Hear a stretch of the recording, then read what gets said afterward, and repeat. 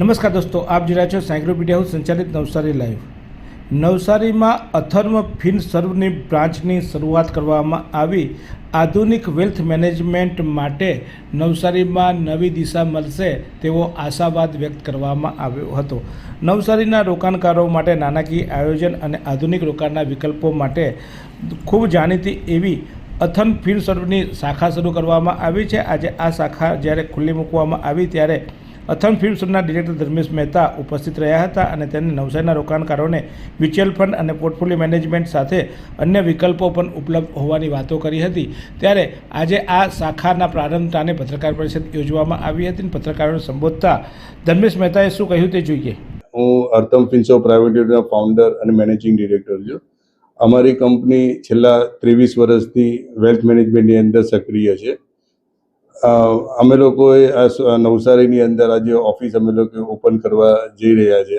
આજે આપણે ઇનોગ્રેશન કરી રહ્યા છે. એટલે અમારું મેઇન ઉદ્દેશ એ જ છે કે જે અમે સુરતમાં અમારા HNI ક્લાયન્ટ્સને જે વેલ્થ મેનેજમેન્ટની જે સર્વિસીસ પ્રોવાઈડ કરીએ છીએ એવી સેમ સર્વિસીસ અમે લોકો નવસારીના ઇન્વેસ્ટર્સને આપવા માંગીએ છીએ. કારણ કે નવસારીમાં NRI બેઝને સારા લોકો જે ઇન્વેસ્ટરો બી છે ને અમે લોકો જે ઓલ્ટરનેટ્સ ને સ્ટાર્ટઅપ્સની અંદર જે સારા ઇન્વેસ્ટમેન્ટના ઓપ્શન અમારી પાસે છે એ અમે નવસારીના ઇન્વેસ્ટર્સને બી આપીએ. એ હેતુથી અમે લોકોએ આ નવસારીનું સેન્ટર ઓપન કર્યું છે અને આ નવસારીના સેન્ટર્સની અંદર જે મેનેજ કરવાના જે છે એ નિશાંત મહેતા અને દીપકભાઈ જાની આ બે લોકો આ સેન્ટર્સને રન કરશે.